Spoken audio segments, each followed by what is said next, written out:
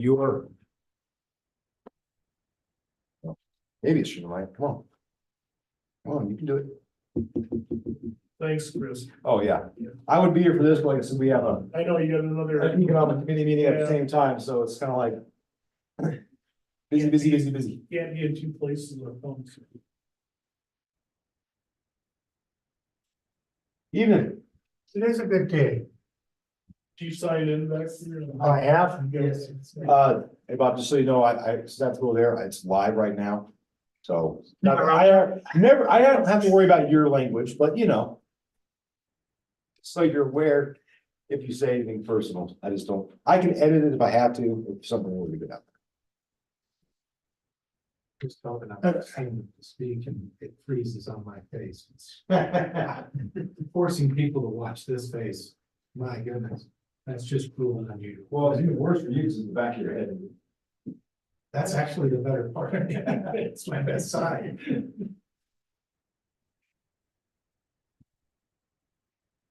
There's water in the small river there. And who are you? I'm Keith Clary with the Wyoming Water Development Office. And I'm up from Cheyenne to conduct a public hearing. So you are officially in charge of this. I have to be the hearing officer. Okay. Staff member for the Water Development Office. So, I was the project manager from the funding side of the water development. We hire consultant engineers to do different projects. Yes. Bob, treating well, your next grant may come. Yeah, That's implying that he doesn't treat everybody well. So, if you apply for a level 3 construction project, you'll be one of the engineers in our office, the other division in the office. Basically, there's 3 divisions. There's planning, construction, and dam and reservoirs. So construction is where the engineers work, oversee the construction of projects. We do the planning part, non-conceptual design and estimates, costs. that must be terrible with your estimates today. We've hit some and missed some. Because inflation's been crazy. And that's been friendly to no one. And I was telling you, in control engineering, system analysis, we worked on, refinery in Laurel. Oh, that's his project. Yeah, They're putting a new, I think you call it a cracker in or something. yeah, it's cracker again, where they break larger, hydrocarbons down into smaller pieces. He said, for him, it's at least a 2-year project. Yeah, before it even started on the. Sometimes it takes that long. Yeah, he said this cracker is probably at least 40 years old. Yeah. It's time for a replacement. Yeah. Plus the technology's changed. And then they have to update all the piping to it and everything else. Yeah. I'm glad it's you. Yeah. Now we're both here.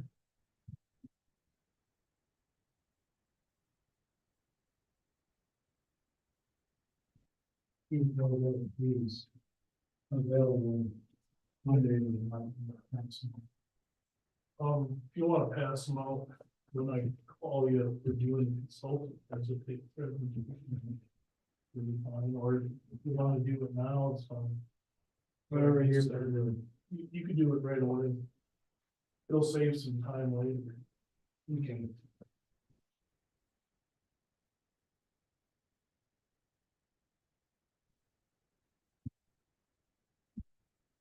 Have you heard from Mike? Academic? Yes. No.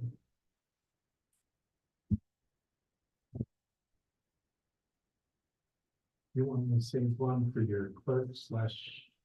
She's not gonna be here. Well, Oh, I mean, a copy for you. that would be good. Yeah, that'd be great. I'll leave it here with Chris's Yeah. stuff. No, but it's nice to have.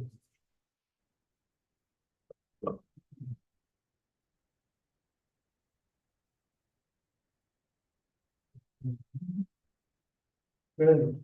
I didn't want to Haven't bid anybody yet. Oh, strangers.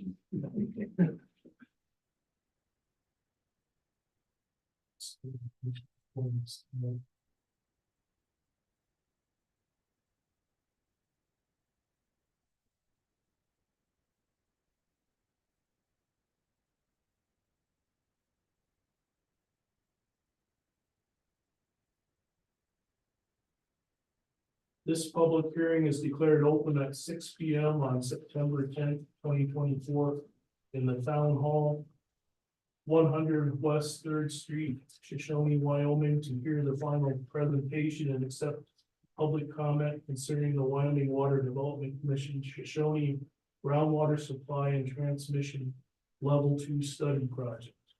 My name is Keith Clary, PG. I'm a member of the Wyoming Water Development Office, and I will serve as the WWDC's hearing officer. This hearing is being held pursuant to Wyoming Statute 41-2-114, subsection B3. We are here to listen to the final presentation and receive public comment on this project, which will become part of the public record. It will be included in the project's final report and reported to the commission. The WWDC will consider all comments received and will make their final recommendation regarding this project upon project close of a subsequent WWDC meeting. No decision will be made here today. You should all be aware that this proceeding is being recorded. The two commissioners involved with this project were Commissioner Choma and Commissioner Glick. I would like to place into record the certificate of publication of notice of this hearing.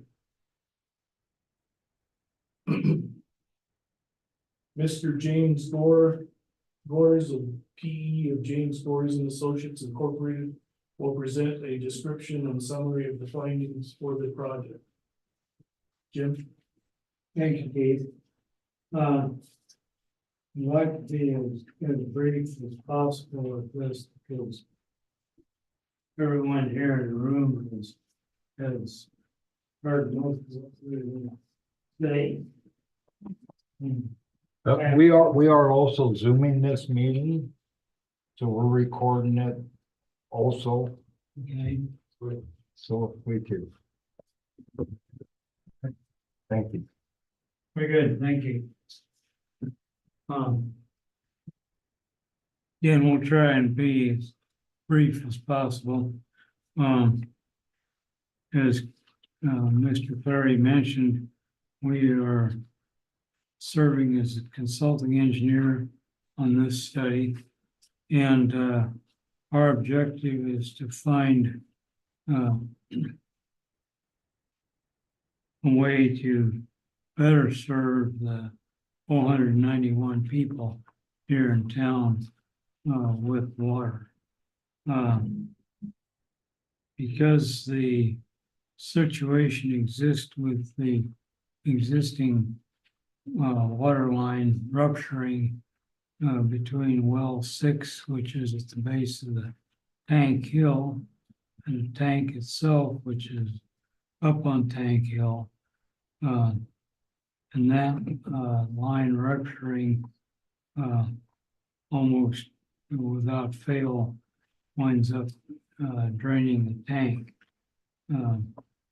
That's obviously not a situation that can continue long term for the community. So we've explored different methods of trying to make sure that the water, once it gets to the tank, stays in the tank. And so there's been a significant effort mounted to try and find the reasons for that line rupturing. We've explored several different options. First one of which is putting in a gas buster, and we'd be happy to answer questions regarding what gas buster is and how it functions. To put it in simple terms, it's not much more than a screen system put in the bottom section of the pipe string that goes into the well. That should we say mixes up or stirs up the water significantly, separate the gas from the water and handle it separate from the water. We think that holds promise for getting gas vented separate from the water and eliminating some of the forces and pressures that cause that line to burst. We also are looking at putting in air vacs or air vacuum valve at strategic places along the line between the well 6 and the tank itself. And in the summary report, there's a depiction of where those valves, air vac valves, can be placed. It's just simply a simple valve that will let gas vent out of the pipe and not continue to create what we suspicion is rather kind of a pressure piston situation that can compress, raise the pressure in the pipe, and then decompress and allow the pressure off. And we can go into that in further detail here later in this discussion. And we're suggesting a series of equipment that can be installed on that line to further relieve the pressures that were being experienced in the line and making it more secure and less susceptible to bursting, and by that leaving the town less susceptible to being without water. And we can go into the expenses of that if you'd like. Okay. One of the solutions, and thank you for bringing that to my attention. One of the solutions is just simply to replace that PVC line that leads from well 6 up to the tank, replace it with a ductile iron pipe that with proper thickness is going to be a whole lot more resistant to breakage regardless of pressure. And another possible cause of the breakage of that line, and you've all seen the pictures of the PVC pipe laying on the bedrock between well 6 and the tank. And we're suspicious that is causing an excess pressure on the pipe by perhaps some hammering that goes on as the pipe experiences different pressures. And we're suggesting that section of pipe, along with the DIP, or ductile iron pipe we're talking about, will be dug in at a deeper depth and properly covered, or what we would call properly covered, to give you not only cushioning, but frost protection in winter months. And so those are some of the things we've explored. There's others that could be explored that are mentioned in the summary report, but we don't want to necessarily go into those here unless you and perhaps members of the public would like to do it. Thank you. And now Mr. Joel Highsmith, Mayor with the town of Shoshoni, will now discuss the town's intentions with regard to pursuing the project recommendations along with potential project timelines. Yes, thank you, Keith. Appreciate it. Thank you, Jim, for your presentation. The town of Shoshone intends to pursue an application of the Wyoming Water Development Commission to move to a level 3. And that is our position. Now, we will need to, of course, review the level 3 will bring up solutions to these problems, and we'll move forward on that, but our position is to move forward to a level 3. Okay, thank you, Mr. Hudson. Pursuant to the Wyoming statute 41-2-115A, is there any person, association, or corporation engaged in private enterprise desirous and capable of providing the project functions in lieu of the sponsor? And I see none, so. I would now like to ask if there's anyone who wishes to speak. If so, you may come forward and do so at this time.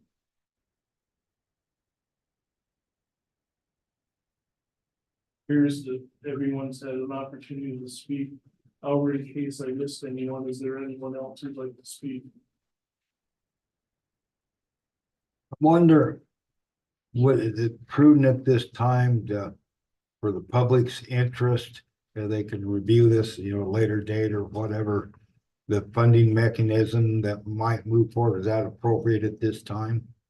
Yeah, I'll read some more here. Okay, very good, thank you. I would like to advise you that the record will remain open to written comments for 10 days.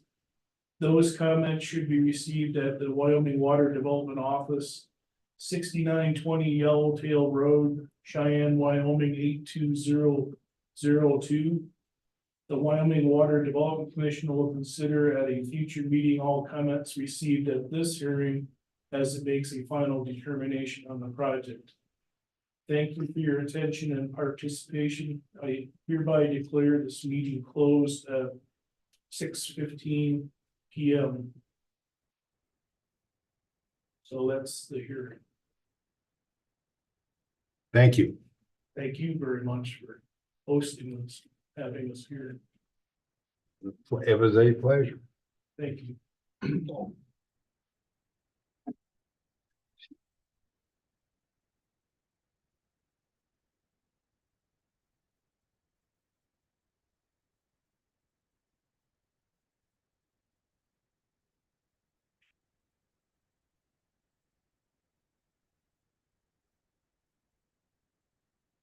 And then we'll wait and see if there's any written comments from anybody in the public.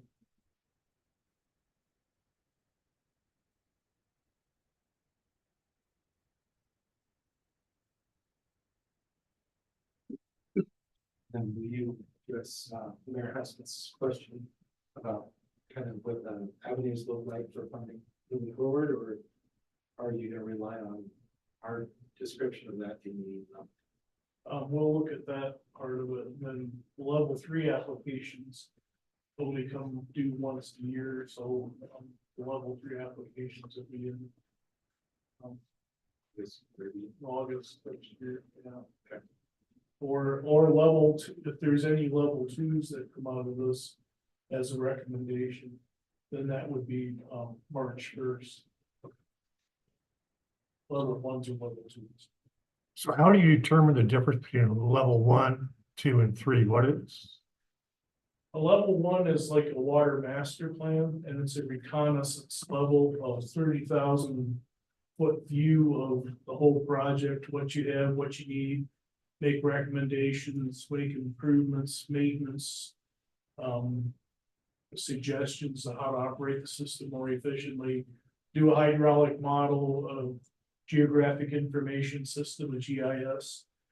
Develop those things. And then a level 2 is a feasibility study, which could be more of an engineering study, which is what this one is. Or it can be a test well, like at Pavilion, is putting in a test well to add another well to their supply system. So we can do that at a level 2, and it's 100% grant. The state of Wyoming, from the mineral severance tax revenues, pays for it fully. And then both level 1s and level 2s are paid for by the state of Wyoming through those funds that are in the Wyoming Water Development Commission. The level 3, at the current level, it's 50% grant and 50% other sources. And that's a construction project where you actually build the project. And that's overseen by the construction division within the Wyoming Water Development Office. I'm with the planning division. So, and then we have that third division, which is the dams and reservoirs.